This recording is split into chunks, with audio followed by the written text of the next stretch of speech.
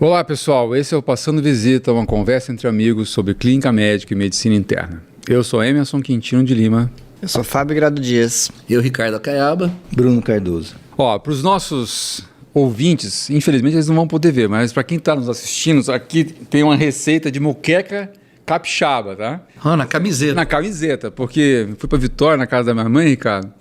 E aí tem uns negócios interessantes, né, cara? Eu fui na praia, cara, aí tem uma lojinha lá com as coisas do Espírito Santo, as camisetas com aqueles dizeres, eu comprei a camiseta com a moqueca capixaba. Então tem a receita, né, da moqueca, porque afinal de contas, moqueca é capixaba. É. O resto é peixada. Tá certo? É o lobby. Essa foi a minha novidade aí dos últimos dias. Eu não tinha nem reparado, que eu vi que estava escrito capixaba, mas não que tinha uma receita de moqueca. Tem a né? receita de moqueca, cara. Assim, Receita é completa. É, porque você sabe que a peixada baiana vai azeite de dendê, né, cara? Então não dá pra poder... Fica muito... Eu gosto, pra falar a verdade, dos dois jeitos. Mas a moqueca capixaba que vai coentro é mais gostosa, é mais saborosa, menos pesada, vamos dizer assim. Eu não vou com esse coentro, Não? Não encara isso, não. Eu só queria dizer que, assim, a gente tem quase 50 minutos, uma hora de episódio. Eu tô morrendo de fome e ele vai falar de receita. Cara, eu não sei cozinhar nada, por exemplo. Começou, meu irmão, por exemplo, começou cozinha a muito aguçar bem. minha fome aqui, ó. Bruninho. Nossa, A sua essa sede a hora gente tá com consegue fome, matar né? com essa cerveja gelada que nós estamos tomando aqui, né? Agora a fome vai ser mais beliscando, vai beliscando. A gente vai beliscando. Vai tapeando. Não, mas tá com a fome agora, apertou mesmo, hein? Falou de comida ali, É, moqueca. então. Ô, Bruninho, o que você conta de novidade, cara? O que você Essa manda? semana? Não, sem muitas novidades. A gente tá, né? Eu e o Fabinho lá preparando para os meninos chegarem semana que vem, os residentes, né? Ih, é verdade, cara. Novos residentes, né? 1º de março. Não é isso? Mas estão chegando aí, então. Mas Acho que é um grande desafio começar a residência médica. Eu lembro quando eu comecei meu primeiro dia de residência, eu tremia muito, cara. A verdade é essa. Acho que o carimbo, né?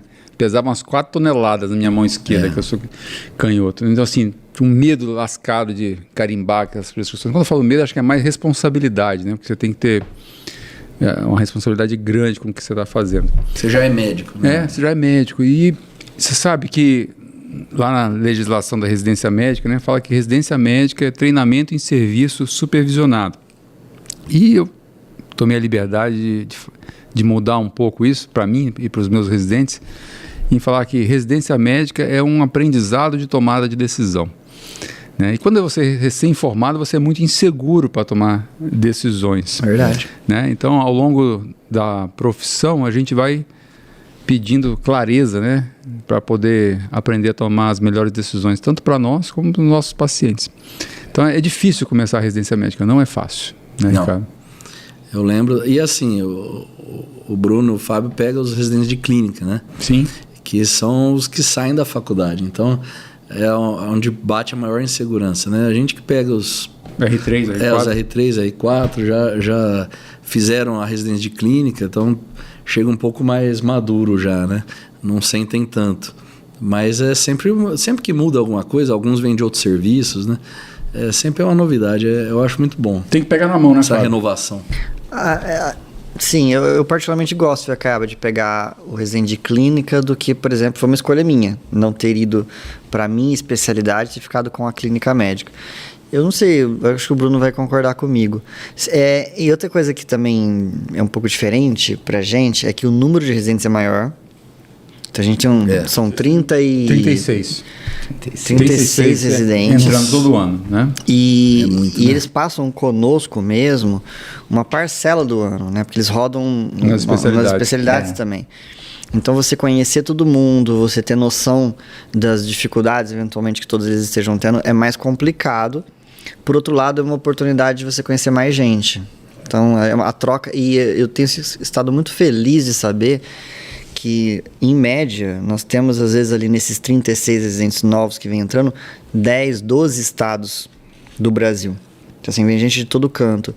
Isso é bom para você ter essa mistura de experiências, de culturas, de hobbies.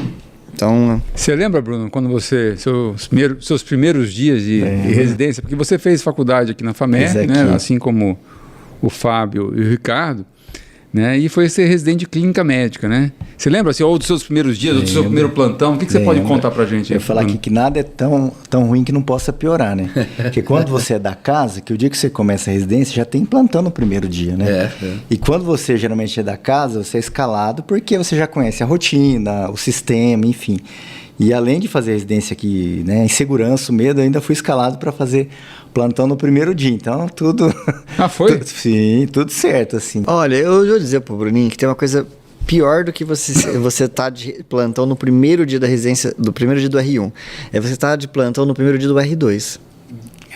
Porque aí você tem os R1s que estão ainda se adaptando ao serviço. Nossa, é verdade. E você sobra muito pro R2. Porque você não deixa de ser R1, porque os R1s novos estão aprendendo, mas você já tem a responsabilidade do R2. Você tem que fazer a função de R2. No meu caso, eu não dei plantão no primeiro dia do R1, também, mas eu fui o primeiro R2 a dar plantão, Bruninho. E foi o pior plantão da minha vida. É sua cara, viu, Fabinho?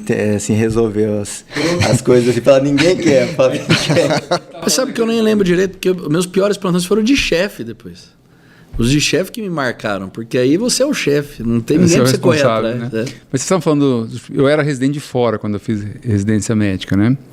Eu, para falar a verdade, eu lembro de algumas coisas assim dos primeiros plantões da residência, mas eu fiz o último plantão da residência, tá certo? Esse é um plantão também meio enrolado, porque dá uma sensação de vazio, quando assim, o que eu vou fazer amanhã, entendeu? Então assim, acabou... Tá desempregado. Tá teoricamente desempregado. Começa o limbo, né? É um limbo. Então é outra face da moeda, que a gente está falando da entrada, mas os residentes que vão embora também, às vezes sentem essa insegurança. Pessoal, hoje...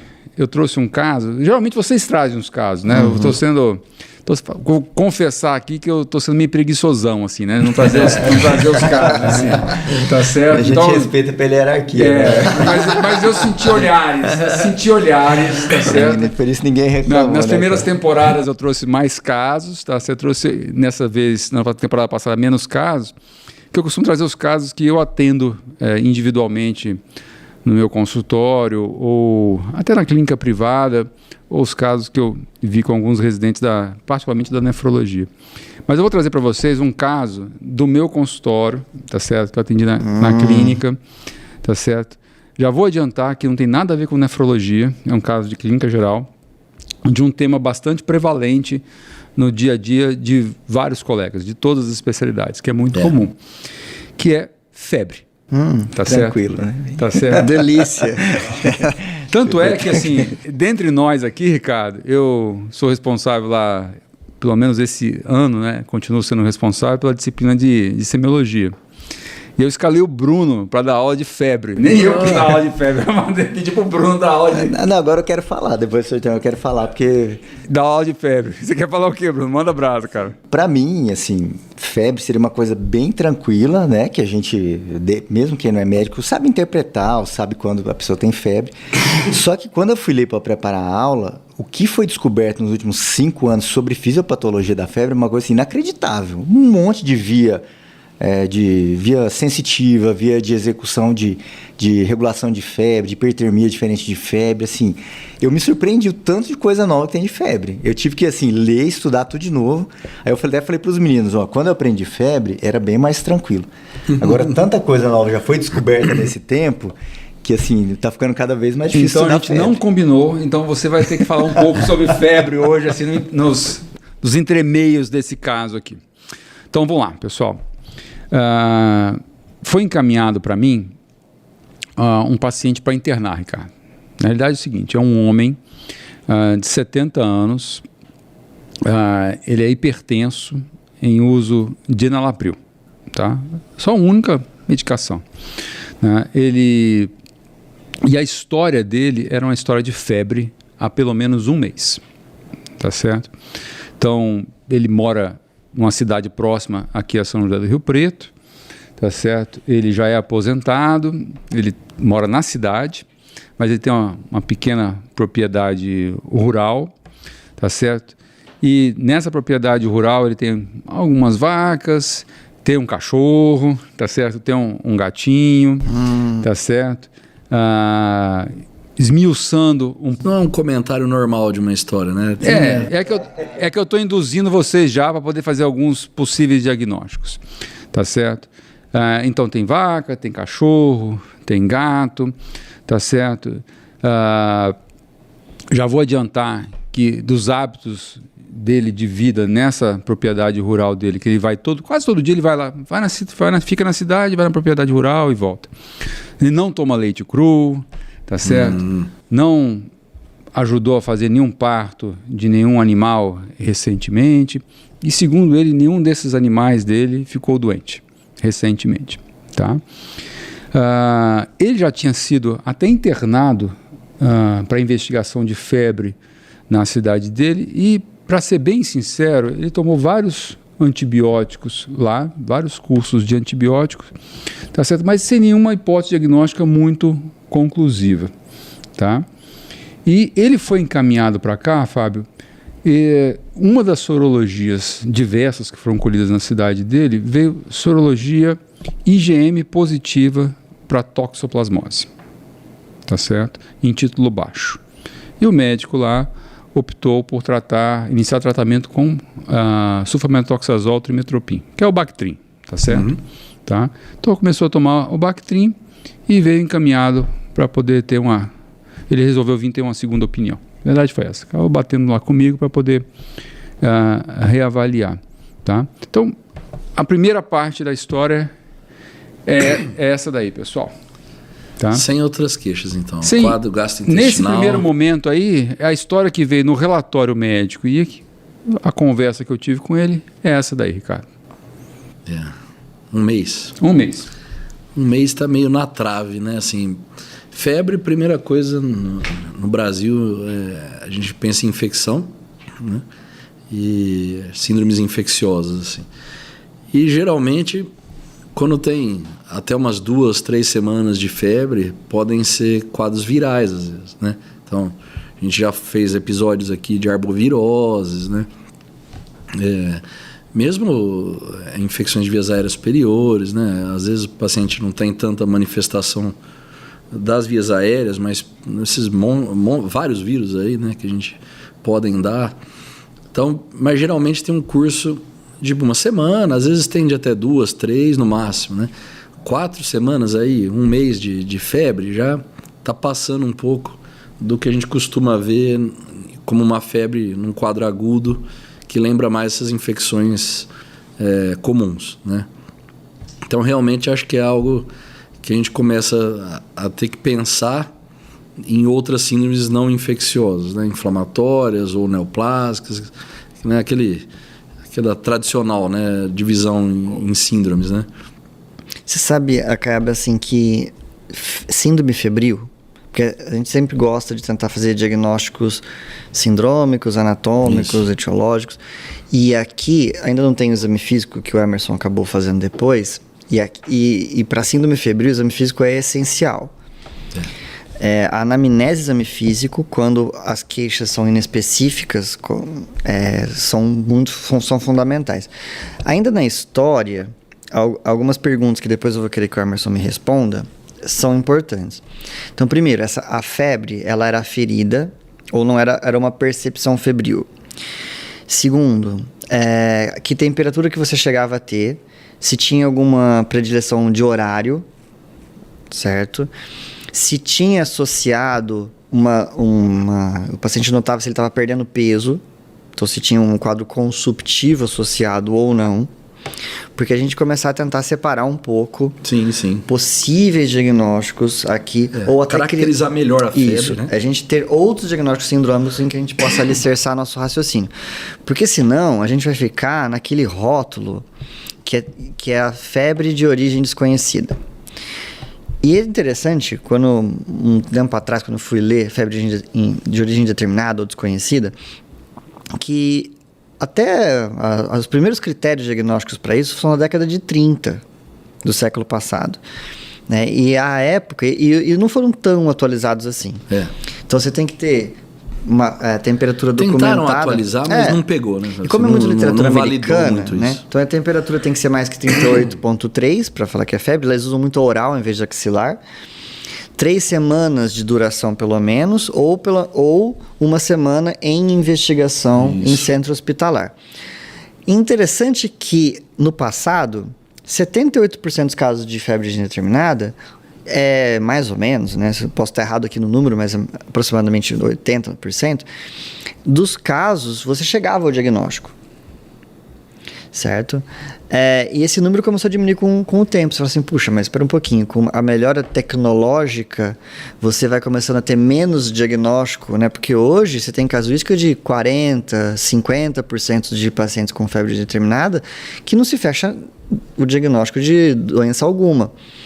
O que acontece é que hoje, como você faz diagnóstico mais precoce de muitas doenças, muitas que seriam no passado consideradas febre indeterminada, hoje não preenchem mais. Digamos assim, ficaram fáceis para fazer diagnóstico precoce. Você faz diagnóstico mais rápido, então elas não chegam a preencher os critérios formais de febre indeterminada e não faz estatística.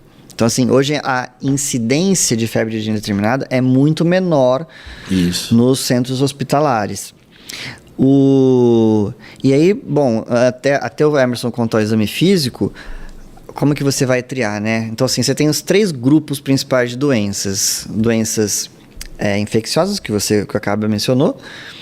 E aí, para estas, você tem que levar em consideração as questões epidemiológicas, como ele estava mencionando, onde o paciente mora, o que ele faz, que tipo de infecção endêmica tem naquela região. As doenças neoplásicas, certo? E por fim, as doenças do Ricardo, né? As doenças inflamatórias, as síndromes vasculíticas, as colagenoses. Então, assim, a gente ainda está num campo muito amplo. Nós não conseguimos ainda nichar para onde olhar com as informações que o Emerson nos deu. E sempre assim, né? Esses casos difíceis vêm com nuances de crueldade. Porque assim, ele mora na zona rural, tem cachorro. Não, mora na zona urbana, mas vai na zona rural. Mas vai rural. Isso. Né? Ô Bruno, aí, cara, é aquele negócio que a gente tava falando do R1 aqui, né? Então, o que você faz, cara? Você senta do lado do doente, puxa a cadeira e vai pra história. Vai revisar isso. Queria só reforçar isso aí, que talvez isso seja assim, uma das mensagens mais importantes da discussão de hoje, porque nós estamos com um paciente na enfermaria essa semana, não sei se é parecido o caso, né, que a gente vai ver o exame físico, que ele chegou, ele conversava pouco, estava um pouco desorientado, e era uma febre persistente há 45 dias, e ele fazendo febre 39 todo dia no hospital. Qual que foi o problema? A gente começou a pedir exame, só que a gente não tinha uma história.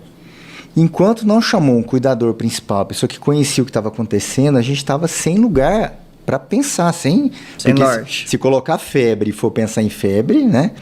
Então, assim, depois que nós pegamos uma história que ela sentou do lado, ficou 2 horas colhendo a história, mudou totalmente o caminho do caso. A história e o exame físico são fundamentais para febre indeterminada. Só que tem que ter paciência, sentar do lado, pegar a história, deixar a pessoa falar, né? Perguntar se fez parto dos animais. Esse eu fiquei curioso. Não, mas tem casos interessantes. Se usava a faca e se tinha lesão no dedo, tem casos interessantes. A gente já trouxe pra cá um caso não foi? Que é do açougueiro? Não trouxe, mas tem esse caso. Tem um caso esse caso é interessante. A gente não trouxe, não. Mas eu falo doenças de crueldade, porque vocês lembram, teve um caso até que foi apresentado por uma interna na época, a Bruna, né? Que era um paciente que tinha viajado para o Pantanal, no fim fechou com alguma das vasculites pulmão-rim. Mas o paciente tinha um dado epidemiológico que ele tinha viajado para o Pantanal para pescar, e aí ele volta de lá começando o quadro clínico. Então você fica muito sugerido. Então, e o pior que, assim, voltando, puxando a cadeira e sentando para conversar com o paciente, né, lembra que eu falei aqui que o paciente veio encaminhado tomando Bactrim por uma possível toxoplasmose. Sorologia para IgM para toxo positivo, um título baixo. Aí eu fiquei desconfiado, Bruno. Sujeito, 70 anos, fortão, tá certo? Anda de bicicleta que nem eu, tá certo? Tá certo? Trabalhador ali no pesado, no dia a dia. O cara forte, cara. 70 anos, o cara fortão, bem animado. Um dia você vai ficar igual a ele, Fábio, vai ficar sossegado. O idoso robusto. Tem 30 anos. O cara é robustão. Então, assim, teoricamente, imunocompetente. Por que um sujeito aos 70 anos ia ter toxoplasmose imunocompetente? E uma apresentação clínica estranha. De febre, de um mês. Já estava tomando Bactrim, não tinha melhorado a febre. Falei, esse negócio está estranho. Sem vias aéreas superiores, sem nada. Aí, puxa a cadeira e vamos conversar. O que eu tirei ainda de informação, Ricardo? Aí começou a aparecer uns negócios meio interessantes. A febre, que nem o Fábio perguntou, era aferida, inclusive nos momentos que ele ficou internado na outra instituição, tá? Chegava a 38,1, 38,2, então... Febre baixa. Febre baixa, mas tinha febre. Inclusive, durante esse início de internação comigo aqui no hospital, ele mantinha episódios isolados de 37,7, 37,8 e alguns episódios acima de 38. Não tinha horário preferencial para febre, tá certo? E ele tinha uma queixa, Ricardo, que assim, tirando a história com um certo cuidado, ele reclamava de uma tosse seca ocasional, tá certo? Talvez a gente pudesse... Menos que a minha agora, hoje. Mas só para avisar, eu estou fazendo a reforma e anteontem eu fui limpar o quarto, aí, seu resultado. Então não é Covid. Não, acho que não. Tá certo. E ele reclamava de uma tosse seca ocasional. Mas vocês lembram que eu falei que era um hipertenso que tomava enalapril? Então, será que a tosse era por conta de enalapril? Então, uma pulguinha aí atrás da orelha. Mas ele tinha uma tosse... E é uma coisa interessante isso, que eu acho importante, que é a rotina. Chegou 70 anos, febre, tosse. Não tem exame que faz o médico desistir de tratar a pneumonia. Pois é, Ricardo. Isso aconteceu, Ricardo. Vai tratar a pneumonia, não é? Qualquer serviço chegou assim, a primeira coisa que vão dar é um remédio. E isso aconteceu antes de vir aqui para a instituição. Sim. Ele perdeu peso, Anderson? Isso, Fábio. Então, olha lá, perdeu peso? Perguntas chaves. Perguntas chaves. Ele pesava em torno de uns 98, 99 quilos, é um cara de 1,84 m, mais ou menos, um cara forte, tá certo? E estava pesando 94 quilos. Tinha perdido mais ou menos 6, 7 quilos nesse período de um mês aí. É importante. Tá certo? Importante. E isso é importante para caracterizar uma doença sistêmica. Ele está tendo um comprometimento sistêmico. E você via assim, eu perguntava assim, pô, você é bom de garfo? Você come bem? Eu como, não sei o que e tal. Aí eu brinquei com ele assim, olha, o que você gosta de comer? Eu como de tudo e tal. Se tivesse uma feijoada, você come feijoada? Eu como. Se tivesse uma feijoada, você comeria hoje? Acho que não comeria uma feijoada não. Sabe? Hiporético. Tava inapetente, hiporético. Então, assim, você percebia realmente que ele não estava legal, cara, né? Que ele não estava bem, né? E aí tinha uma queixa que eu não soube interpretar num primeiro momento, tá certo? Ele clamava assim, uma coisa, vou falar com as palavras que ele me disse, doutor, eu sinto uma coisa ruim, um desconforto, um mal-estar nos braços, nas pernas, que eu não conseguia caracterizar como artralgia, como mialgia. Ou mesmo com astenia. Não sei, ficou... Sabe, ele tinha um acesso venoso periférico num dos braços. Eu achei que num primeiro momento fosse por causa do acesso, que ele reclamava de uma dor perto do cotovelo. Então, eu não soube assim, valorizar essa queixa, tá certo? Mas, enfim, era isso que o paciente tinha e reclamava. E como você comentou, Ricardo, tosse seca, febre, não sei o quê, ele já tinha tomado 200 cursos de antibiótico antes de vir aqui para o hospital. Lembrar a sinusopatia também, que... Né? E aí, sinusites bacterianas podem arrastar um pouco mais, ser subfebril, febre e dar tosse seca. Você sabe que agora o Emerson... Ou secretivo. Só para completar, Fábio, desculpa. Um exame físico normal. Nada. Isso é importante. Nada. Zero. Eu examinei esse paciente de cima a baixo. Ausculta, tudo normal. Para poder fazer mais um agrado aqui aos nossos colegas, né? Eu falei, vou chamar outra pessoa para examinar. Sabe quem que eu chamei? Uma dermatologista. Achei que você ia falar Bruno Cardoso. Não. Chamei um dermatologista e falei assim, olha... Me acrescentar. Eu falei assim, até achou estranho a pessoa que eu chamei. Eu falei assim, o que você quer que eu faça? Não sei. Examina o doente para mim, vê a pele desse doente, vê se eu deixei passar alguma coisa. Mas isso é importante que eu deixei passar desapercebido, entendeu? Porque às vezes pode ter uma lesão oculta, sacral, uma coisa que a gente não está habituado a pesquisar. E quem está acostumado a examinar o paciente inteiro, igual o dermatologista geralmente pede para o paciente se despir e examinar inteiro, isso pode achar algumas coisas, né? Eu já vi. Ricardo, você sabe que é interessante... Uma lesão na planta do pé, uma coisa assim. Mas é interessante ter comentado sobre isso, porque em paralelo aos pacientes que têm neutropenia febril, há uma recomendação formal que você examine, inclusive, a região perianal. Exato, um abscesso perianal. É lógico que aqui é um imunocompetente, mas no neutropênico febril que você tem pouca flogose, né? Então, às vezes, você busca por abscessos inaparentes, te ajudam no diagnóstico. Então, Fábio, esse doente foi totalmente examinado e nada. Esse exame físico normal, Fábio. Não tinha nenhum gângliozinho para me ajudar. E, por exemplo, porque aqui, né, essa coisa a febre não tem um horário, então se fosse um padrão mais vespertino, ele tem uma perda ponderal, porque agora eu acho que juntou... É isso que eu ia falar. Se a gente for voltar para síndromes que a gente estava classificando, assim, infecciosas, com um quadro mais arrastado, febre, perda de peso, só, acho que você está pensando aí, febre vespertina e tal, pensando em tuberculose, por exemplo. Porque você deve fechar uns sintomas B, né? Agora, ele mora da zona rural e... mora da zona urbana, Fábio. Tinha uma tossinha, né? Eu encasquetei com a fazenda. Ele vai na fazenda, mas ele vai na fazenda, tá? Mas é porque assim, não tendo também um quadro cutâneo, você poderia pensar numa micose profunda, certo? Então, blastomicose? Infecções não habituais, né? Mas não comuns. Né? Porque aí é bom até, assim, vai pra zona rural, o que ele faz lá, né? Masca... Não masca a graminha lá, não. Eu acho que assim... Mas para-coco... Não tem quadro pulmonar, né? Não, ele tem uma tossezinha. Seca. Essa tosse seca seria, às vezes, interessante, porque pode ter um comprometimento mais pleural que não daria muita secreção. Mas geralmente vem com dor, né, torácica. Mas pode, às vezes, dar uma tosse seca. Mas assim, não é o que eu esperaria, né? Não é o que a gente costuma ver de tuberculose, para-coco, não é isso, né?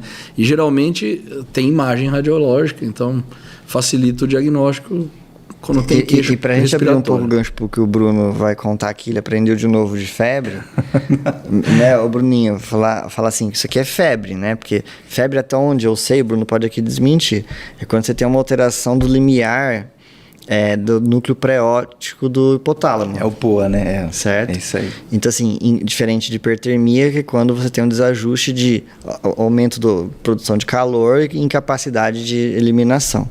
Igual, por exemplo, insolação. É o exemplo clássico de hipertermia. O resto, mesmo quando porque o pessoal, às vezes, erroneamente classifica como difere hipertermia de febre quando você, em tese, febre seria por uma causa infecciosa. Na verdade, não é. Tá? Então, assim, um paciente, uma febre por uso de medicações, antibióticos, por vancomicina, é febre também. Crise de gota. Crise de gota. Eu já peguei penei esse ano com esses doentes igualzinhos que vocês estão falando. Eu acho que assim, o fato do exame físico ser normal nos ajuda. Assim, a gente fala que é um fato, um conhecimento negativo, mas ele ajuda a descartar algumas coisas. Só que esse paciente, qual que é o caminho que eu seguiria? Apesar do exame físico normal, a gente tem que investigar. E eu acho que a gente começaria a investigar pelas coisas básicas. O raio-x de tórax, que está querendo, o hemograma, função hepática, função renal, um exame de urina tipo 1. Né? Eu começaria pelas coisas mais básicas. Prova inflamatória. VHS, né? O doutor de pulo gosta, o PCR também. Então. E sorologias. Então, vamos lá. Vamos para as coisas mais simples inicialmente. Começar pelas mais básicas. Então, eu vou falar o hemograma aqui. Ele manteve, durante os dias que ficou internado comigo, que foram mais ou menos uns 15 a 20 dias, mais ou menos, uns 15 dias. É um hemograma bem parecido com esse que eu vou falar, tá? Então, vamos lá. Hemoglobina de 9,6, hematócrito de 28, VCM de 87, HCM de 30, um CHCM de 34 e um RDW de 12,8, né? Vocês que são os craques da anemia, já vê, a anemia é normocítica. Normocítica, né? Então, você aparece uma anemia de doença crônica, inflamatória. Inflamatória é o termo mais... É melhor o termo inflamatório, né? Inflamatório. Tá? O série branca, leucócitos, deu uma variada, mas sempre acima de 10 mil. Né? Então, esse hemograma de chegada, 15.800 leucócitos, 89% segmentados, tá certo? Uma neutrofilia. 6,6% de linfócitos, 4% de monócitos, 495 mil plaquetas. Se a gente for ver, o linfócito está relativamente baixo, mas ele está normal. Tá. Ele teve uma neutrofilia. Neutrofilia. Por isso que é difícil, né? Você criticar quem tenha imaginado que a causa aqui não fosse infecciosa. E aí, é que eu sei que o Emerson examina muito bem os pacientes dele. Porque das infecciosas bacterianas, uma que nós vemos levantar mais arrastado, endocardite. Endocardite. Então, assim, e aí perguntar uma coisa que a gente, como médico, pergunta pouco. Olha a boca do doente. Exato. Né? A boca do doente é nada, Fábio. Tá certo? Olha a boca do doente, tá certo? Não tinha feito nenhum tratamento dentário recente, tá certo? Então, assim, visualmente não tinha nada de importante, tá? Urina 1, creatinina, TGO, TGP, gama-GT, fosfatase alcalina. Vocês podem falar o que vocês quiserem de exame, tudo normal. Tá certo? Prova inflamatória também? Calma, Fábio. Ah, tá. Tá certo? Aí, normal. Ansioso, tá? PCR de chegada, 11,4 miligramas por decilitro. Miligramas por decilitro. E esse PCR ao longo dos dias variou entre 11 a 15, tá certo? De PCR. E o VHS, né? Tinha 9,6 de hemoglobina, o VHS sempre acima de 100, né? E a de chegada era 117, Ricardo, de VHS. Teve um VHS internado, 120, inclusive, internado. Ele tem um PCR aí umas 20 vezes ou mais, né? Aumentado e o VHS mais ainda, né? Então, eram esses, assim, o hemograma chamava atenção, PCR e VHS, o resto dos exames não tinha nada que chamasse atenção, tá certo? Urina 1, creatinina, eletrólitos, não tinha nenhuma outra pista potencialmente diagnóstica nos outros exames. Outras proteínas de fase aguda, positivas e negativas, tipo ferritina e albumina? Ferritina, Fábio, eu vou ser sincero, eu não me recordo qual era o valor da ferritina, mas ele tinha uma albumina no limite inferior do normal, tá certo? Bruno queria... Raio-x de tórax. Raio-x de tórax. O raio-x de tórax aparentemente era normal, mas eu vou me adiantar, Bruno, tá certo? Eu já fui fazendo uma tomografia nesse doente, tá certo? Então, a tomografia... Então, só para ajudar no raciocínio antes do resultado. Sim. Porque o que acrescenta a tomografia em relação ao raio-x de tórax? Boa. Né? Então, assim, eu já estou imaginando assim, além do pulmão. Eu acho que eu não esperaria assim, uma doença intersticial pulmonar com raio-x frustro dando febre. Agora, uma doença pleural, uma doença em gânglio, né? Gânglio mediastinal, aí essas alterações me chamariam a atenção, me ajudaria no raciocínio. Caiaba, então a toma eu acho perfeito. Por acaso, a gente teve acho que até está internado na enfermaria em que o Bruno está passando visita, um caso de febre, era assim, um paciente com um quadro epidemiológico muito forte para TB. Então ele é privado de liberdade, ele é detento, síndrome febril, outros parceiros ali de cela com diagnóstico de TB, febre, tosse e tal. Raio-x de tórax. Raio-x de tórax, aparentemente, na incidência anteroposterior, aparentemente normal. E aí no perfil não foi percebido uma imagem que estava retrocardíaca. Quando nós fomos fazer a tomografia... Mas o Thiago escutou, né? O Thiago... O residente, ele escutou, ele examinou com cuidado o paciente. Porque se você fosse ver atrás, ali do lado da trama retrocardíaca, dava para fazer uma imagem de hipodensidade. No fundo, no fim, né, ele acabou fazendo a tomografia e viu a árvore em brotamento clássico. Né? Então, assim, para ter tuberculose, particularmente, tipo, algumas doenças granulomatosas que acometem pulmão, e para avaliar o mediastino, num caso desse complicado, eu até não sou tão crítico com relação à realização da TC de tórax. Eu nem pensei duas vezes, Fábio. Eu concordo com a solicitação da toma, mas só estava explicando assim, por quê? Para não dar a impressão que a gente vai sair fazendo toma em todo mundo de qualquer jeito. Não. Existe um racional. Sim. Não é você fez o raio-x, não tem imagem. Nós não estamos fazendo uma toma para fazer diagnóstico de pneumonia. Não, nós estamos pensando num diagnóstico diferencial além da pneumonia. Né? Tá. Então, assim, estamos falando a mesma coisa, então, né? Infelizmente, nós não estamos com a nossa assessora de imagem aqui, né? Mas só para finalizar... E o perfil é interessante que você comentou, que é para ficar mais transparente a base do pulmão no perfil. E às vezes é sutil, uma imagem que não fica, a visualização da vértebra fica difícil. Exato. Você tem que suspeitar de ter uma lesão retrocardíaca ali. E só antes do Emerson comentar o resto, não nos esqueçamos das culturas. Perfeito. Tá, então, as hemoculturas, preferencialmente em 3 pares, separadas por algumas horas, né, entre uma e outra. Exato. Tá, então, obviamente, isso tudo que vocês estão comentando de culturas, né, urocultura e particularmente hemocultura, elas foram colhidas logo à admissão, tá certo? E vieram negativas durante os primeiros dias, assim, da primeira semana já estavam todos os resultados prontos e todos os resultados negativos, tá? Em relação à possibilidade de endocardite eu comento daqui a pouco, mas a tomografia que foi feita logo nos primeiros, segundo dia de chegada, né, eu vou ler o resultado mais importante, né? Então, espessamento pleural apical bilateral, tá certo? Nódulos, eu adoro isso do Ricardo, né? O laudo, né? Não sei o que significa. Nódulos centrolobulares. Pra que isso? Pra quê? Pois é. Então, a descrição, tem uns pequenos nódulos centrolobulares localizados na língua, lobo médio e nos segmentos superiores dos lobos inferiores, isso já não me ajuda. podendo representar processo infeccioso agudo. Então isso acabou sendo o laudo. Ele lembra que ele tinha aquela tossezinha seca, já tinha ficado internado vários dias em outro hospital. Isso serviu mais para me confundir do que para me esclarecer. Estou sendo bem sincero na condução do meu raciocínio assim, no dia a dia. Mas é o que eu falei, essas lesões centrolobulares, não sei o que. O mais importante para mim, micronódulos, isso aí só confunde. E o mais importante para mim, muito inespecífico. Né? Mais importante para mim, Ricardo, foi uma coisa que você comentou. Ele não tinha linfonodo torácico. Não tinha massa torácica, tá certo? Porque tem uma doença que vocês não comentaram aqui que eu estava preocupado, que era a sarcoidose, tá certo? Então poderia ter massa mediastinal. Então, num primeiro momento, tá certo? Pelo menos por essa tomo, não tinha. Isso me confundia um pouquinho esses nódulos centrolobulares. Dentro das doenças inflamatórias, uma delas seria sarcoidose e 90% tem alteração na tomo de tórax, ou com gânglio mediastinal, ou com lesão intersticial mesmo. Nódulo pode fazer. Pois é, e esse nódulo centrolobular... Esses micronódulos é muito inespecífico. Sabe? Isso. E eu vou confessar para vocês, é mais fácil discutir o caso com vocês hoje, né? Do que no dia a dia, ali na beira do leito, né? O Bruno tem um livro que ele indicou que eu li, que eu gostei, que até comprei o outro do autor, né? Skin the Game, né? Arriscando a própria pele.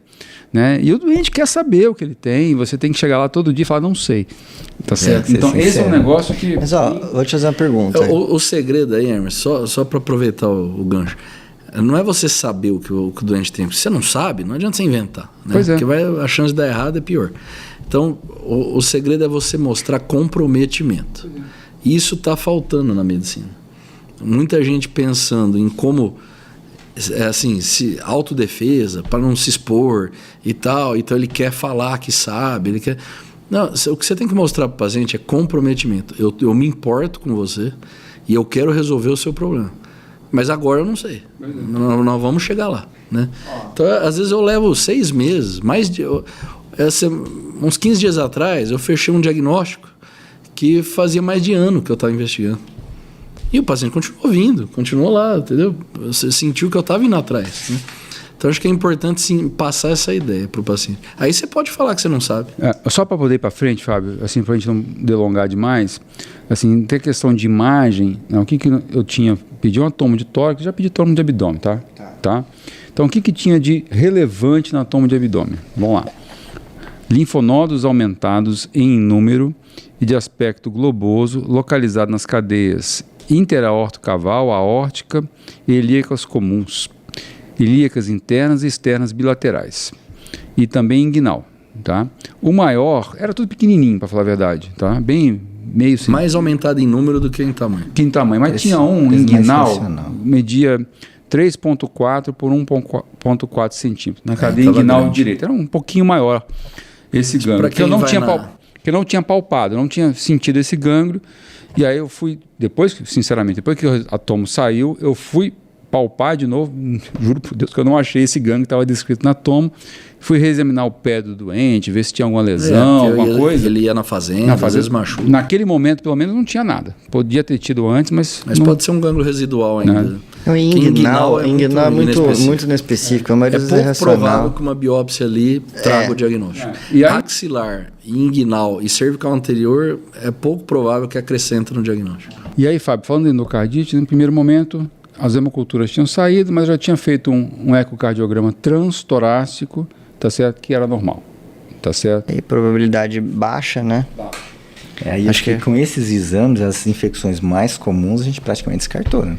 Assim, e pensar que ele tem a fazenda, que ele vai à fazenda, então brucelose, né? Então... brucelose é um diagnóstico difícil. Por isso que eu falei lá no começo dos animais. Isso que o Hermes chamou a atenção. Brucelose, a epidemiologia não é positiva. Febre tifoide, febre Q, leishmaniose, nada tá aparecendo. Ele tem leucocitose, não tem leucopenia para leishmania. Agora, mas confesso, assim, só já adiantando até algumas coisas que eu fiz, Bruno, tá certo? Então, sorologia para brucela negativa. Eu fiquei insistindo com o negócio do cachorro, tá certo? Aquele negócio que a gente fica lá, será que isso aqui é leishmaniose, não sei o que e tal, seu cachorrinho passou mal? Não, mas eu não acreditei. Vamos lá. Apesar de ter um poder de diagnóstico... Você não colheu o exame do cachorro, não? Não, do cachorro eu não colhi, tá certo? Mas eu já mandei colher exame de cachorro de paciente meu, depois eu falo o que Mas, não tem quadro clínico, não tem esplenomegalia, não tem traça hematológica. Não, dá mais leucopenia que leucocitose. Até sorologia para leishmania, eu vou dizer que foi feita. O poder diagnóstico desse exame é muito baixo, tá certo? É mais para acompanhamento e tal, mas também era negativo. Eu acho que assim, o campo das infecciosas está se esgotando. Eu acho assim, eu comentei há uns minutos atrás, que os 3 grupos de doenças que a gente tem que imaginar infecção, neoplasia e doença inflamatória, colagenose, as doenças do Ricardo. Né, as síndromes vasculíticas, a artrite reumatoide, enfim. Neoplasia, ele contou que estava perdendo peso. Estava perdendo peso. E aí você pensa assim... Pensa em neoplasia oculta. Então, mas uma neoplasia que perde muito peso muito rápido... Ele tem gânglio, para linfoma. Mas aí, né... Porque o Ricardo... Abdominal, né? E eu acho que assim, mieloma, faixa etária... Só de novo, né? Só que não tinha hipercalcemia. As coisas comuns de mieloma, né? Não tinha hipercalcemia, eletroforeia de proteínas. Já estou adiantando para você. Não tinha alteração renal, monoclonal. Não tinha proteinúria. Então, assim, não quer dizer que isso exclua mieloma, mas torna menos provável. Porque as neoplasias que mais emagrecem, toda neoplasia pode emagrecer, a depender do seu estadiamento. Mas aquelas que desde o seu início emagrecem são as de tubo digestivo. Então, esôfago, estômago, pâncreas, né, intestino delgado, adenocarcinoma de cólon, adenocarcinoma de reto. E não tem contexto clínico para se pensar nessas.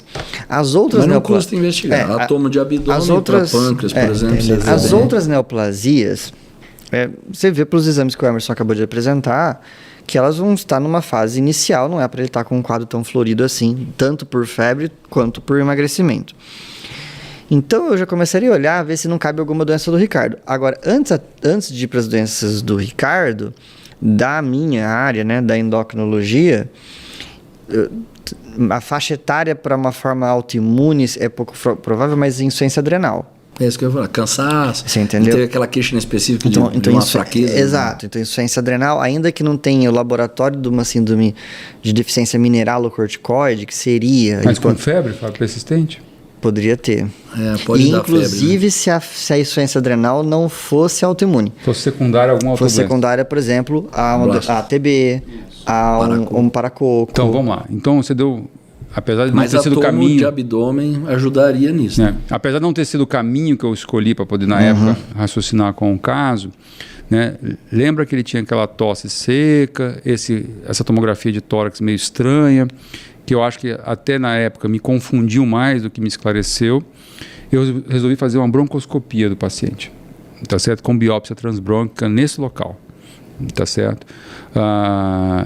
Lavado broncoalveolar negativo para tudo que vocês querem saber, galactomannan negativa, BAR negativo, pesquisa de fungo negativa, tá certo? E a biópsia... Tinha aquele espessamento apical pleurótico, pensei em TB mesmo. E a biópsia transbrônquica também não me ajudou em absolutamente nada. Mas ajudou nisso, tá, né? certo? De você digo assim, não confirmar dar um diagnóstico. Isso, tá certo? Mas ajuda a descartar. Né? Ajuda a deixar menos provável. E em relação para coco também negativo, né? E em relação à possibilidade de neoplasias hematológicas, eu fiquei preocupado, Fábio, na época. Tinha os gânglios intraabdominais, mas pareciam ser mais reacionais. Eu chamei um colega de hemato faz um mielo para mim. Vem cá examinar. Ela examinou, não achou nada. Ela não queria fazer o mielo, tá certo? Eu dei uma boa insistida para fazer um mielograma. E reacional. Reacional. Nada. Eu não sabia. Então ela estava certa. É sério, gente. Eu tô conversando com vocês aqui. Mas como é a vida? E aquilo que você falou da palavra comprometimento. O especialista, a gente fala isso para os nossos residentes, não se tornem especialistas que só sirvam para excluir doenças. E não se comprometam em dizer o que é. Isso. Nossa, isso é uma coisa que me decepciona demais. Eu recebo de colega... não é da minha parte, vai lá com ele. Não é da tua parte. Mas eu falo, ontem estava vendo um caso internado com a gente, que foi assim, passou num outro especialista, tinha um quadro abdominal e tal, falou, não, isso aí é reumato. Aí internou, tá piorando, não, era deles mesmo. Entendeu? Então, assim, fica até chato. Você pode encaminhar, lógico que pode, mas não se desfaz do doente. Você fala, vai lá e eu quero ouvir a opinião dele, eu quero saber o que vai acontecer, eu vou continuar te acompanhando, né? Então, Emerson, assim, só para fechar, então, assim, o mielo, tá certo? Normal. Hipercelularidade e tal, mas não me ajudou em nada. Você tem 70 anos. 70 anos. 4% de plasmócito não tinha mieloma a princípio. Então, isso é importante. E é reacional porque tem anemia inflamatória, né? Tá certo. Ô, Emerson, esse paciente tinha, porque assim, me corrija se eu estiver errado, Caiaba, das causas reumatológicas de febre, a artrite de células gigantes é uma das mais prevalentes. Só febre não é comum na artrite de células gigantes, porque geralmente você tem um comprometimento vasculítico importante e geralmente você tem sintomas isquêmicos. Então, pode ter... mais clássico é a cefaleia, né? É isso que eu acabo perguntando para o Emerson. Com dor ao tato, com claudicação de mandíbula, então, principalmente dos ramos da carótide externa, né? Que são comprometidos. Então, é mais comum ter sintomas de isquemia desses vasos desses ramos da carótide externa. E eu tomei o cuidado, Fábio, tá certo? E quando ele chegou, tá certo? Eu examinei, tá certo? Ver se não tinha arterite temporal, dor isso. aqui. A dor do chapéu, nas o chapéu dói. Pedi para ele abrir e fechar a boca para ver se tinha alguma coisa, ele não reclamava, tá certo? Então, às vezes, mas é importante você ter falado, porque o paciente não sabe que tem a ver. Pois é. Não sabe. Então, nós tivemos um caso que eu fui mandar o interno perguntar, lembra do Rafael? Sim. Da 49, né? E o paciente contou que tinha dor para pentear o cabelo. Isso. E ele não vai chegar falando isso. Não vai. Ele acha que isso não tem muito a ver. Porque, diante de tudo que a gente falou, se a gente for chegar na literatura, ainda que seja um exame caro, mas acaba que muitas vezes ele acaba direcionando um diagnóstico anatômico a pedir um PET scan. Isso que eu pensei. Vocês estão que estão, hein? Tá certo. Então, assim, só para poder ajudar... Só pensa assim, primeiro, com esses gânglios, me preocupou um pouco, acho que o PET scan pode ajudar para ver se é residual ou se estão ativos. E vasculite mesmo, vasculite sistêmica, um dos exames que estão sendo mais estudados para diagnóstico, ainda não está bem validado a forma de fazer, mas está sendo cada vez mais publicado, é PET scan. Porque pode pegar bem o desenho dos vasos e, inclusive, te ajuda a falar, é só carótide externa, pega ramo abdominal da aórtica, os ramos abdominais. Então, tinha uma biópsia, por exemplo. Isso te ajuda a dirigir no diagnóstico, né? Ô, Ricardo, não é específico para fazer o diagnóstico isoladamente. Você sabe que é engraçado, né? Como a gente tem... às vezes eu gosto de humor sarcástico, né?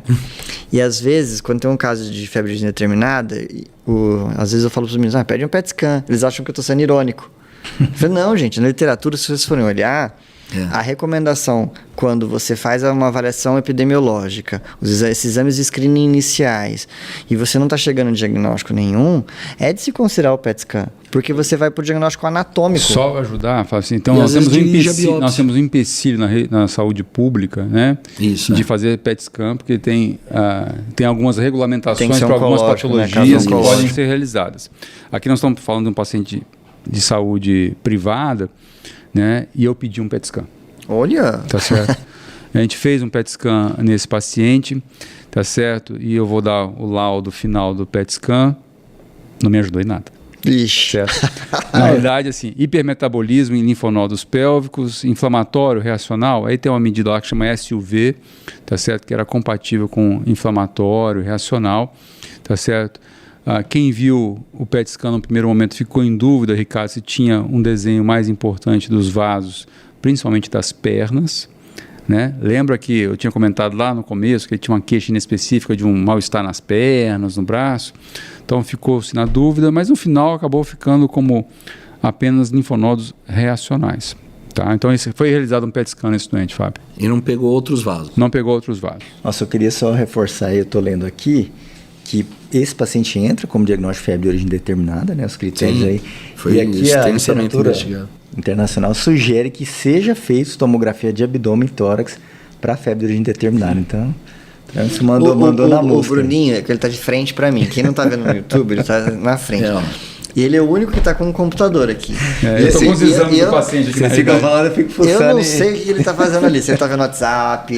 Não, se aqui, o Acabinha tá vendo. Teve uma vez que ele estava assistindo o jogo do Flamengo. Eu vou contar isso. Eu não sei se na época estava no YouTube. Não. Mas teve uma vez que ele estava vendo o jogo do Flamengo. O Flamengo está jogando. Aqui, ó. E aí, pessoal... a gente comentou aqui de várias possibilidades. Vocês tinham comentado de doenças infecciosas, né, que eu não tinha até esse momento conseguido achar nada. Doenças neoplásicas, né, que eu também não tinha conseguido achar. Tá certo? E aí ficou, vou colocar no nome ruim aqui, né, doenças reumatológicas aqui, né? Tá certo? Então, até a realização do PET, eu já tinha solicitado e tinha saído alguns exames, depois outros vieram ao longo dos dias que sucederam. Complemento normal, tá certo? Fator reumatoide? Fator reumatoide normal, tá certo? ANCA negativo, né? PR3, MPO negativo, tá certo? Eu não pedi FAN, Ricardo, nesse doente. Não cabia. Tá certo? Então, mas a princípio, né, eu estava querendo saber uma possibilidade de vasculite, né, nesse paciente. E todos esses exames, novamente, vieram negativos. Então, eu não tinha, tá certo, um diagnóstico depois de 15, 20 dias de um paciente internado. E sendo, assim, sincero, Fábio, assim, eu já estava até ficando meio angustiado para poder não achar um diagnóstico, tá certo? É onde eu te perguntar o negócio. E aí, antes de você perguntar, eu talvez até me passe na sua frente, tá certo? Eu fui pedir ajuda durante um tempo, tá certo? Então fui conversar com duas pessoas que eu respeito muito, tá certo? O doutor Irineu Maia, tá certo? Ao longo desses dias, infectologista, tá certo? E o doutor Roberto Acaiaba. Tá certo? Então, não é o Ricardo Acaiaba. O doutor Ricardo não estava disponível na ocasião. Fui conversar com os dois, tá certo? Até para me acalmar, para até me dar umas gotinhas de Lexotan para mim, tá certo? Para poder ficar mais tranquilo. E a gente, independentemente, os dois deram as suas opiniões, mas também nós não chegamos, com conversas separadas, a nenhum diagnóstico, tá certo? Então, sim, nós não tínhamos um diagnóstico. E o sujeito com febre, Fábio. Eu queria te fazer uma pergunta. Nesse momento que você estava lá angustiado, a primeira, quando você pegou essa leucocitose e essa imagem da tomografia de tórax, você ficou tentado... Eu não dei antibiótico, Fábio. Essa era uma pergunta que eu ia fazer número 1. A segunda, que é uma coisa que a literatura fala pra gente não fazer de início, porque você pode maquiar a doença, certo? Mas que depois de um tempo que você não está encontrando nada, você fica muito coçando para prescrever, é corticoide. Tá. Não sabe o que tem?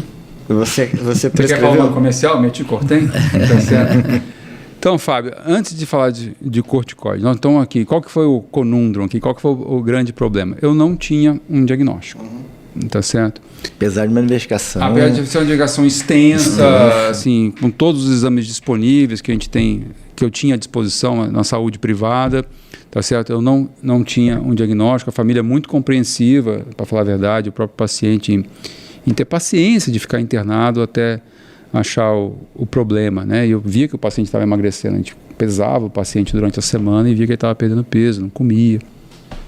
E é importante, só complementando o que o Fábio falou, por que não sair dando antibiótico? Porque às vezes você pode estar subtratando, você pode não dar a melhor indicação de antibiótico para aquela doença, você pode não dar o tempo necessário de antibiótico terapia, porque isso vai depender do diagnóstico.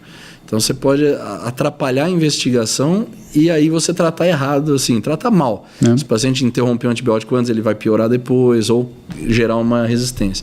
E corticoide, porque você pode às vezes mascarar a evolução inicial de algumas doenças, por exemplo, um linfoma, pode melhorar com corticoide e depois vai continuar evoluindo. E aí, Fábio? Porque vai mascarar os sintomas B, mas ele vai continuar evoluindo isso com a família. Olha, eu estou com receio de dar um remédio, que era na realidade corticoide, porque eu estou com receio de mascarar algumas doenças, principalmente doenças neoplásicas, e a hipótese era linfoma. Até por isso que eu insisti bastante com o hematologista para poder fazer um mielograma, tá certo? Sim. Estava com vontade da corticoide, para falar a verdade. Né? E tinha excluído as causas hematológicas, tá certo? E infecciosas, eu fiquei muito tentado a doenças reumatológicas. E dentro dessas doenças, Ricardo, eu queria que você depois comentasse, eu estava no aspecto de arterite de células gigantes, que ele não tinha sintomas, / polimialgia reumática. Que às vezes vem junto. Tá certo? Então, Ricardo, o que eu decidi fazer? Posso dar uma opinião só da decisão que o Dr. Hermes agora vai dar o desfecho que ele fez? Ó. Acho que talvez o Fabinho deve saber esse dado de cor, mas eu não sabia, só queria para falar certo. Ó. Na literatura mundial, em centros de excelência, 30% a 50% dos pacientes investigados com febre de origem determinada ficam sem diagnóstico.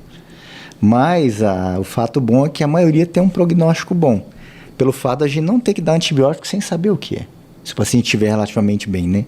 Então, só para reforçar essa... Você sabe, agora, essas que você pensou, porque o Bruninho tá ali com a UpToDate, né? Então, assim, eles falam muito da artrite de células gigantes, né? Lembra que tinha um VHS sempre acima de 100, 120, então, é isso que eu ia PCR puxar, acima de porque 10, isso 15. lembra, por exemplo, nós temos aqui um especialista que é o Ricardo. Nós clínicos sempre vemos assim que tipo VHS muito alto, PCR acima de 5, aqui não é 50, né? É alto, mas não é 50. 5.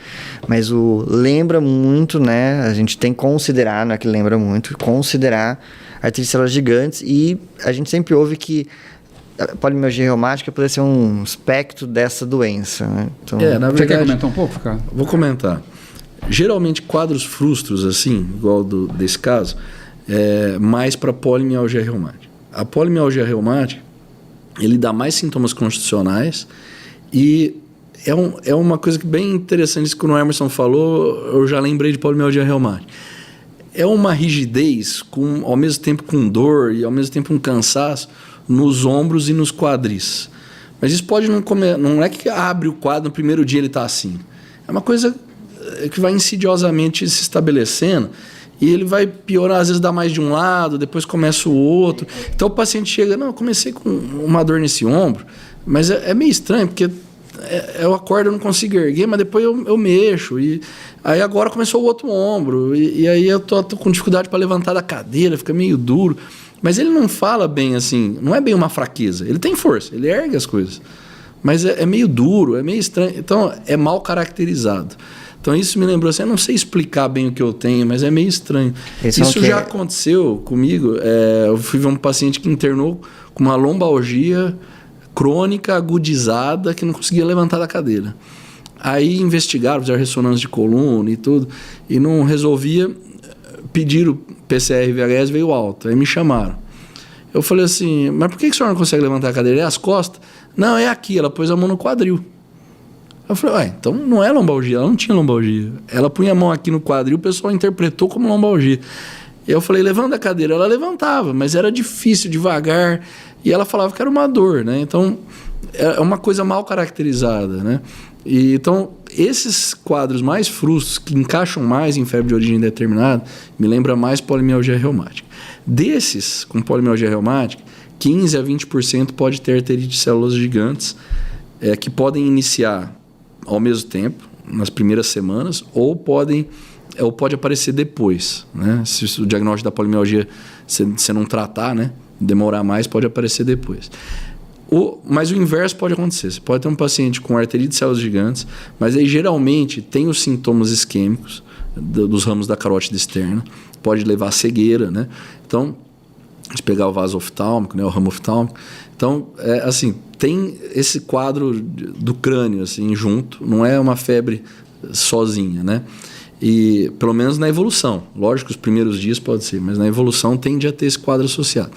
E aí 40% a 50% desses pacientes podem ter um quadro parecido com polimialgia reumática. Então, quando tem arterite de células gigantes, às vezes você vê, é mais frequente você ver um quadro de polimialgia reumática junto. Mas o inverso não é tão comum, é menos frequente. Você ter polimialgia reumática e evoluir com arterite de células gigantes. Eu tenho, acho que o único caso do mundo que o marido teve arterite de células gigantes e a mulher teve polimialgia reumática. Putz. Olha só, cara. Eu nunca vi isso. Vou publicar isso. Meus pacientes. Coincidência, né? Ele já tinha 80 e poucos anos, ele faleceu de outra causa.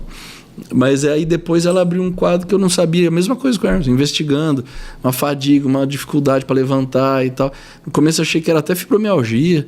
E fui investigando, mas pró-inflamatória alta e tratei como polimialgia reumática.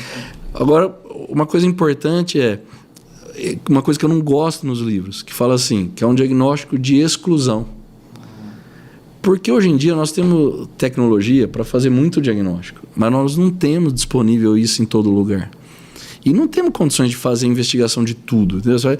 Um paciente imunocompetente, você vai ficar investigando CMV nele, mas pode ser. Foi feito, Ricardo. Negativo. Sorologia. Pode fazer até PCR. A gente tem disponível. Se você tiver... Assim, se você for atrás, você teria que fazer mais coisas. Então, o que eu quero dizer é assim, eu não gosto desse termo exclusão, porque a gente não consegue excluir tudo, é impossível excluir tudo. Tem doenças raríssimas que podem dar isso, né? Então, e que às vezes o diagnóstico é só em centros especializados. Então, o que eu acho que a gente tem que trabalhar com probabilidade, que é o que a gente faz empiricamente, assim, né? Intuitivamente, foi o que o Emerson fez. Quer dizer, ele fez assim, o que tinha disponível, que era o que tinha mais sentido mesmo, e tornou menos provável doenças infecciosas, doenças neoplásicas, e ficou mais provável doenças inflamatórias. E nessa idade, com essa queixa vaga dos braços, das pernas, e uma febre aí, sem outros sintomas, eu acho que polimialgia reumática é um diagnóstico que ficou entre os mais prováveis. Ô Ricardo, só para resumir aqui para um ouvinte, o acometimento é mais axial, então é mais proximal, né? Isso. E não é igual polimiosite, por exemplo. Escapular e pélvica, né? É na mesma região, mas é um pouco diferente da miopatia inflamatória, né? Polimiosite, por exemplo, que dá fraqueza mesmo. Aí o paciente às vezes nem tem muita dor, mas ele não consegue erguer. Esse não, ele fala, eu pentei o cabelo, mas é meio duro, é difícil, de manhã é pior, ao longo do dia melhora. Então é um sintoma um pouco diferente da fraqueza. E é importante que a eletroneuromiografia é normal. Não fiz. Deixa claro, não fiz. Não é uma miopatia importante. Pode ter um pouco. Mas, inclusive, quando tem, eles acham que é mais por vasculite do músculo do que por miopatia mesmo inflamatória. Cabe altera CPK? CPK sobe ou não é comum subir? Pode alterar pouco. Não é igual a polimiosite que vai para 10 mil. Né? Nesse paciente não tinha, viu? CPK negativo, assim, normal. Né? Normal. Geralmente é normal. E é interessante, você pediu fator reumatoide, ANCA, geralmente é tudo normal. Por isso que é questionado assim, a gente fala, é autoimune. Mas autoimune a quê? Qual o antígeno, qual o anticorpo? Então, na verdade, a gente gosta de falar mais autoinflamatório. Né? Assim, o sistema imune está inflamando, ele faz sinovite, bursite, às vezes a ressonância vê mais comprometimento articular e bursite do que miopatia, né? Então, é uma doença inflamatória, provavelmente o papel principal ali de monócito, macrófago, que leva à desregulação imune inicialmente, e do que autoantígeno, autoanticorpo. Então não tem ANCA, não tem fator reumatoide, geralmente tudo negativo. Bom, então eu tinha aquela decisão, eu tinha tomado a decisão de não dar antibiótico, né? E eu tinha essa decisão de dar corticoide. Então, eu dei corticoide pro doente.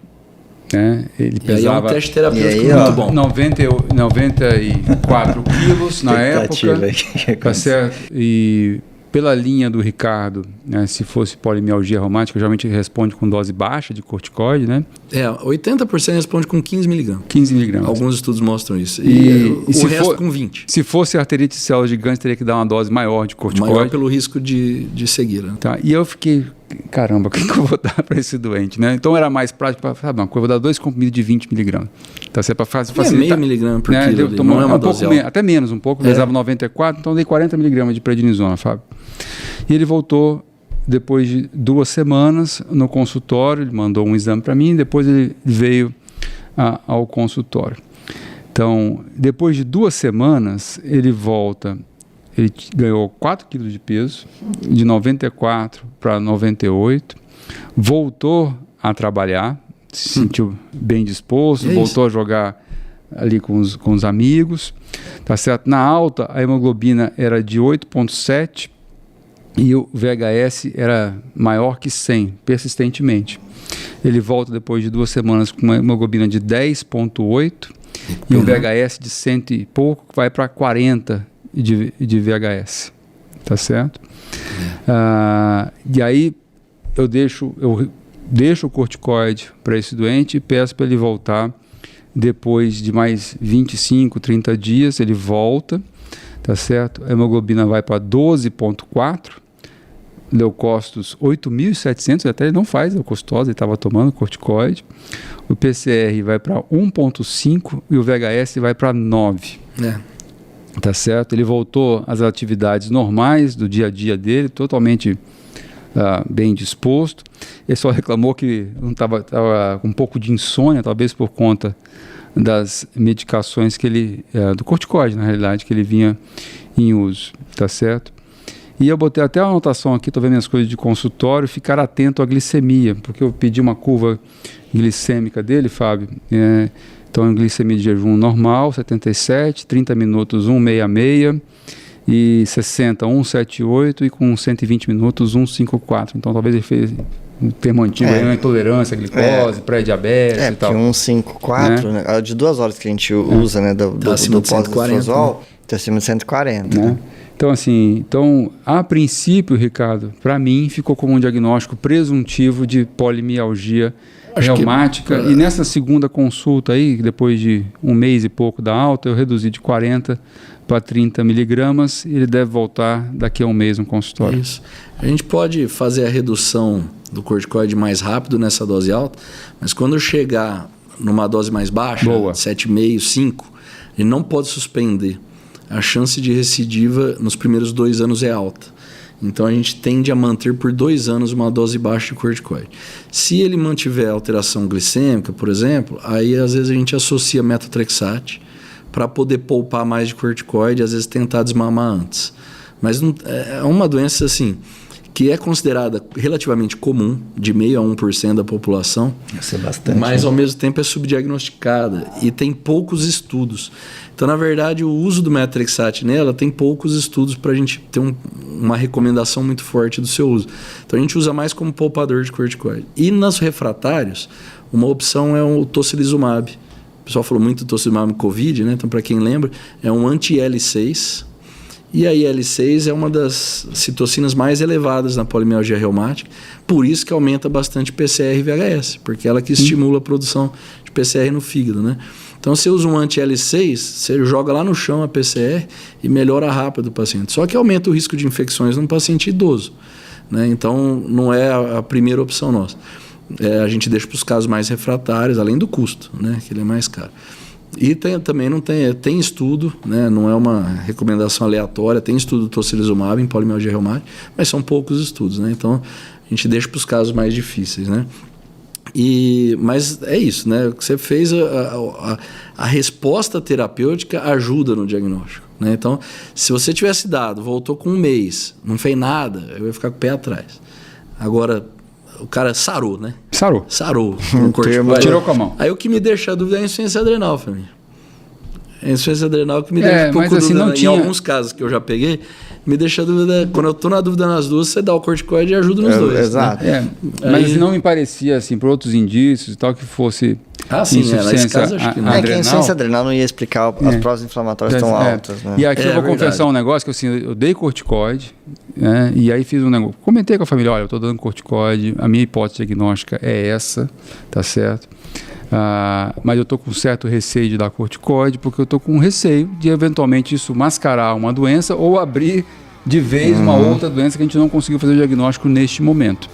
Tá certo? Então, assim, vamos ficar de perto, você tem meu telefone, o consultório está aqui, você pode ligar, não sei o quê, para poder a gente ficar, para eu me sentir até mais seguro, inclusive, em dar corticoide. Sim. Tá certo? Mas, aparentemente... É um teste terapêutico. É um caso pode dar certo, pode dar errado. É um caso em andamento ainda, ele voltou... Só uma recomendação por experiência própria. Vacine ele para herpes zoster. Tá. O do corticoide em idoso. Boa, Ricardo. Aumenta muito o risco. Eu não fiz isso. E hoje a gente tem uma vacina com uma eficácia alta, né? Então, a Shingrix. Isso. O nome comercial compensa vacinar. Não fiz isso. Tem um curso. Exatamente. Tem no SUS? Não tem. Não tem. Aqui na região é em torno de R$700 a dose. R$700 a dose. São 2 doses. Você faz uma, 2 meses depois a outra. Boa, Ricardo. Mas eu tive um caso, por isso que eu guardei isso. Eu tive um caso de artrite de células gigantes, idoso, e eu dei corticoide, o cara ficou ótimo. Voltou com baita herpes zoster e ele ficou com sequela. Neurite herpética. Tá. E com dor e tudo. Putz, a hora que eu achei que ia estar vindo bem, não deu tempo, né? Tá. Então lembra de vacinar, que isso é importante. Não vacinei para bem lembrado. Então esse foi o desafio diagnóstico. Eu demorei para trazer um caso para vocês aí, né? Legal. Mas foi um caso que sou suspeito, né? Desafiador aí dos últimos tempos. da clínica privada. Mas foi legal. Muito bacana. Tá bom. Ô Bruno, nós temos um fechamento aí hoje, cara? Não, hoje não tem frase, não. Hoje não tem frase? Você tá com um livro do teu lado que você está estudando aí, cara? Esse aqui é um livro de endócrino, preciso melhorar meus conhecimentos endocrinológicos. O Emerson chegou aqui na casa do Bruno e viu esse livro aqui na mesa e falou assim: você tá trazendo o livro pra cá? Eu falei, não, esse é do Bruno. Não, Fabinho não precisa de livro de endócrino, não. O Bruno... Esse livro é tipo um up-to-date, né? Pra ficar na beirada da... Pra dar uma colada ali. Consultar, Você sabe que eu faço isso no consultório direto, né? O up-to-date tá aberto no consultório. Sim, eu mostro até pro paciente. Eu mostro. Olha o que eu tô lendo aqui, ó. Tá certo. Tem doença rara, cara. Não dá pra você saber tudo. Você tem que ser humilde. Não dá nenhum problema. Pessoal, bom compartilhar com vocês essa angústia que foi tratar desse doente, viu, Fábio? Belo caso. E já dou aqui um spoiler, que o próximo caso, ou um dos próximos casos, vai ser um combinado meu do Arreaba. Então não conta não. Esse vai ser... Vou aproveitar que a gente tá ao vivo aqui, já vou fazer um convite para Caiaba, porque tem um caso muito parecido na enfermaria, muito parecido, que tem mais alguns exames pra gente fechar as causas outras, né? Tá. Eu vou te chamar semana que vem, Camille, você discutir com a gente. Opa! Bem legal, viu? Você pede isso ao vivo, porque ele fica sem graça de negar. Depois se ele não foi, eu ao vivo. Ao vivo. Você mostra, roda a fita aqui, né? Você falou, prometeu que aí. É isso aí, pessoal. Esse foi o Passando Visita, uma conversa entre amigos sobre clínica médica e medicina interna. Um abraço e até o próximo episódio.